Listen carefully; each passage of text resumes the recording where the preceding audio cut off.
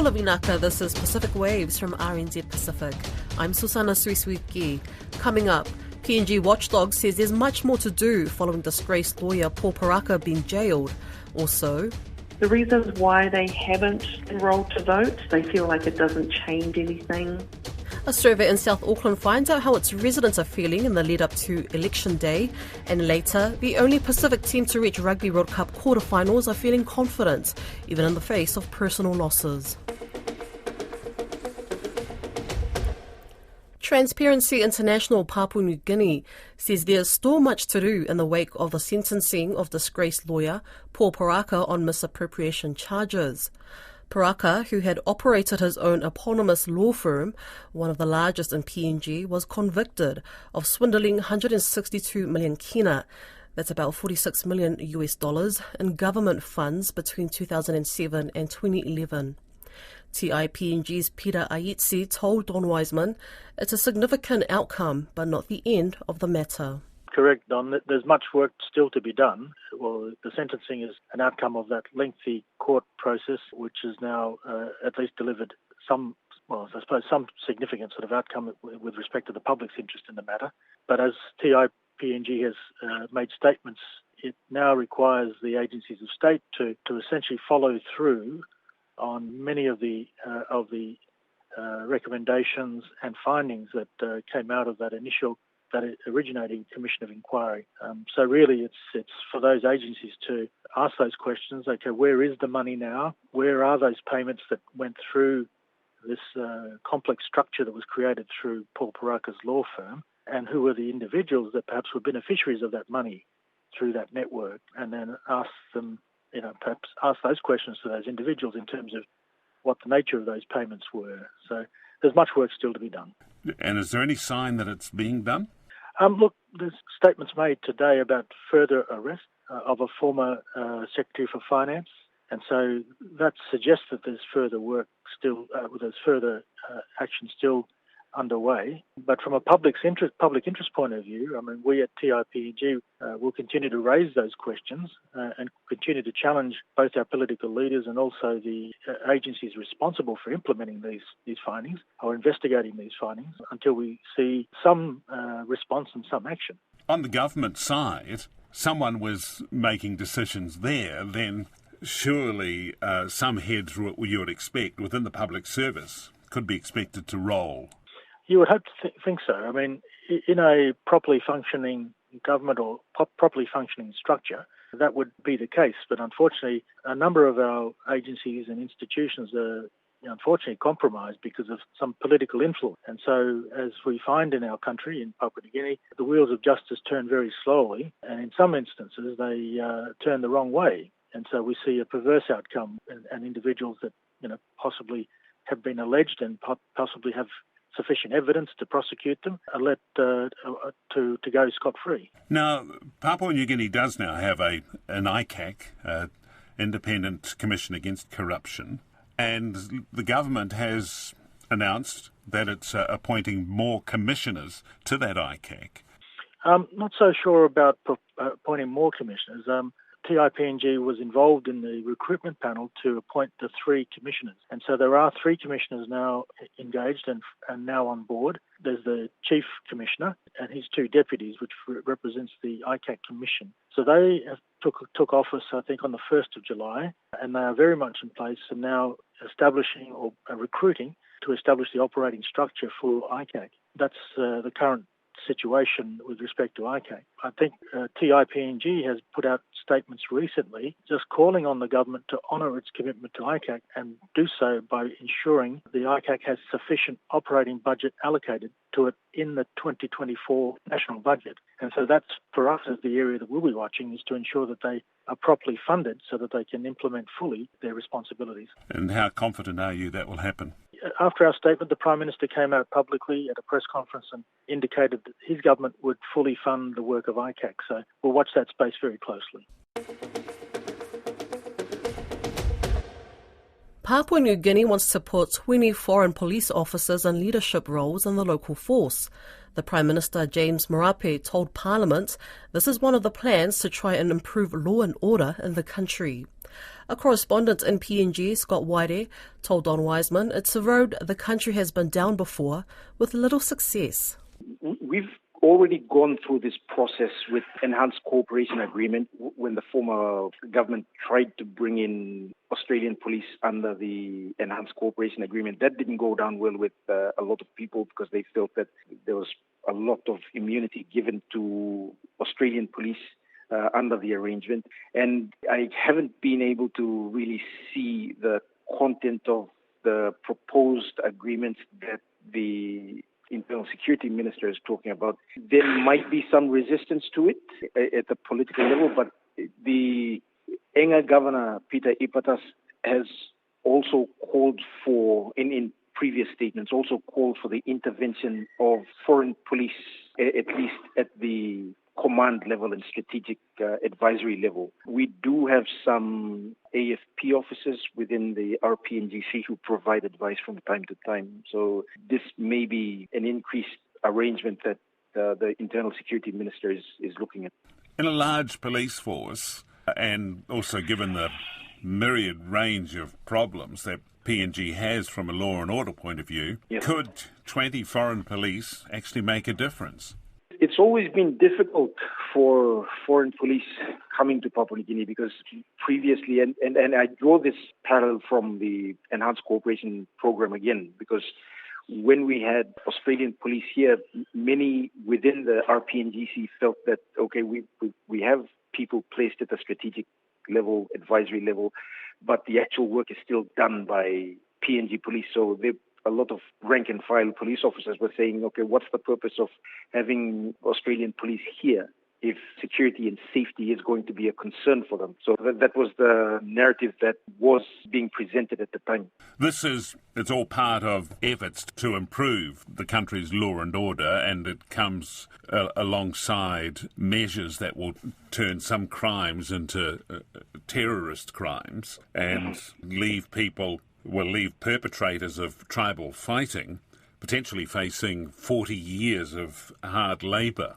Do you think that would work in terms of ending the tribal fighting that, never seems to end? Yeah, for tribal fights and problems that we're facing now in the provinces, that's a problem that is better handled by PNG police. Because having foreign police come in, I mean, this is just strictly my opinion. Having foreign police officers attempt to try to fix the problems in the provinces where you have tribal fighting, the lack of context and the understanding will be stuck, and it just won't solve the problem.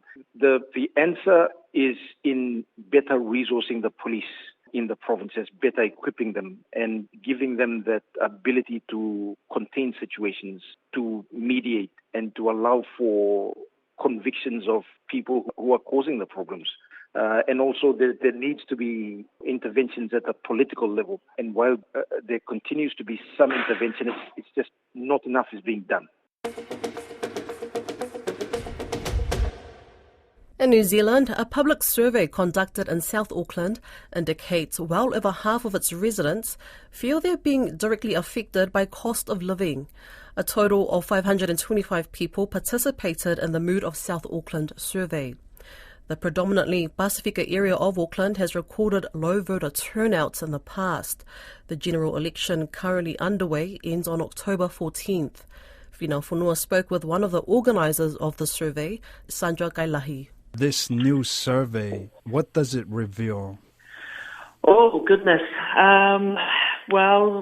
The Mood of South Auckland survey reveals a couple of things around what people in South Auckland are thinking and feeling, particularly around, we ask them what to rank in order of priority issues that affects them. And the top three things, which aren't a real surprise, but it was interesting that cost of living was number one, followed by health, and also then followed by housing and education. So, I mean, that's not anything new. We do know that through our panel discussions and our box from the mood of the, on the street videos that we've been doing through South Auckland Votes, that those are the issues that really affect them. I think some of the interesting things that came out of the survey were around, we interviewed 525 people, and about 96% said that they were eligible to vote. But out of that 96%, only 86% said that they were actually enrolled to vote. So while they were eligible, some of them weren't really taking up the call to action to to get enrolled. About 91% said that they will vote, which is really cool to hear. And then about 64% said that they know which candidate they are going to vote for in Saturday's election. The reasons why they haven't enrolled to vote they feel like it doesn't change anything. They said that they do not trust or believe in the system, and the politicians do not represent my views. When we asked them about their feeling in the community and their day-to-day lives, 30% said that they were either angry about the present circumstances and or disappointed with the lack of progress. About less than half of those felt that they were surveyed, so about 17% of those surveyed feel hopeful about the future or optimistic about emerging opportunities. 20% said that they were fearful of what might come next or are overwhelmed by the magnitude of issues. Was the question asked about which party they were going to vote for? No, we didn't get into that specifically. We wanted more around the mood of how people were feeling and also their voting behaviours. It was particularly important for the survey and just trying to understand the preferences and voting habits of South Aucklanders, because we know that they're not always the ones that necessarily go out and vote, but if they did, they could make a difference. Do you think those local priorities of those constituencies, the rising living costs and the housing crisis, do you think they're being voiced enough by the candidates? We have really been focusing on the electorates and voters and getting a sense of what what they're thinking and feeling. So I wouldn't be able to comment on that per se, but I do know that, those issues are front and centre, particularly in South Auckland, and I couldn't comment whether the politicians are listening to that, but I do know that some of the ones that have expressed their comments to us are looking for a party that will help ease, some of these pressures. 92% of people from the survey said they intend to vote. Yeah. Why do you think people are more willing to vote? Yeah, that's interesting. It's an interesting statistic. We were quite surprised to see that in a way, because we've thought, given some of the other statistics we've seen in the past and past elections, it hasn't necessarily been that high, but understanding that, they have over 91% will say that they vote was really encouraging for us, because that was the whole purpose of South Auckland Votes, is to encourage people to go out and vote. Do you want to make a prediction for the election? You know what? I'm just joking. I would if I could, but I think it is so close. I don't even know what it's going to look like. That's why I think it's very interesting. But I believe it's going to be so close it could go either way. It'll be very interesting if that happens, if it comes down to a very close race. Yes. And who is the kingmaker? That is the very interesting question. Probably Winston. I know. In 2007, Apple announced the very first iPhone. The new 7 wonders of the modern world had been revealed, and the party of President Vladimir Putin won Russia's election. Again. It was also the last time Fiji made the quarterfinals of the Rugby World Cup. An up-and-down pool stage in the 2023 tournament has seen them become the only Tier 2 nation in the last 8. They've not long beaten their quarter-final opponents, England. Assistant coach Sedamaya Bai says there's confidence in the camp, even in the face of great sadness, with 2 players in the team having lost loved ones. If they win, they will go further than any Tier 2 nation has gone in a World Cup. RNZ Pacific senior sports journalist Elias Otora is with the Flying Fijians in Marseille, France, and filed this report with the game commentary from Sky Sports. David Valish goes to ground and now's the space for Scotty, darting down the right, tries to step his way the offload, brilliant for Rodrigo Mata, and they might still have a chance to win this Portugal. The Flying Fijians came through the pool stages with 2 wins and 2 losses. The second defeat, at the hands of low-ranked Portugal last Monday in Toulouse, came as a shock to fans and rugby commentators, with the Pacific Islanders having defeated Australia and very nearly dispatched off Wales in earlier fixtures. But assistant coach and former Flying Fijian Seremai Mbai says their sights are now firmly set on the quarterfinal and they have the opportunity to create history. Although he says they are very aware they will be facing a fired-up English side. Yeah, it's you can see England now. It's totally different from the last time we met. It all comes down to nailing the details around the crunch time.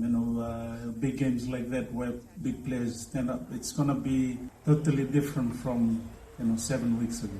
Bai says they will have to be on top of their game, improving on key areas identified from their loss to Portugal last weekend. We just need to keep hold on to the ball. I think building phases need to be patient enough. Ball carrying was still on probably high into the contact. If we can get those fundamentals, I think we can move the ball probably around better on the field.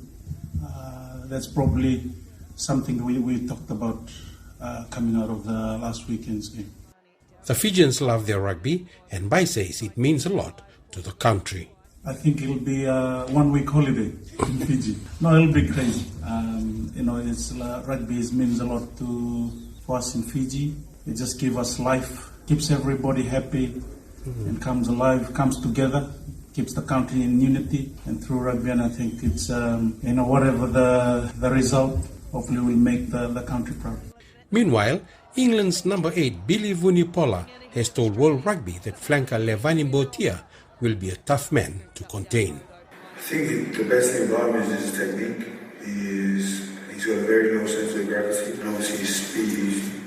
I don't think he plays 12 anymore, but as a 12 who's now repositioned to 7, he's very fast and making the decision whether to go for the ball or not.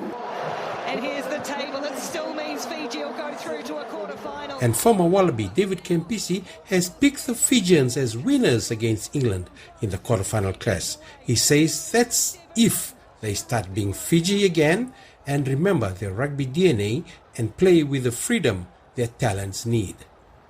Kick-off in Marseille is at 3 a.m. on Monday, Fiji time. That's Pacific Waves for today. To listen back, head over to rnzi.com/programs. We're also on Apple, Spotify and iHeartRadio podcasts. From myself and the RNZ Pacific team, tō whāsui fua.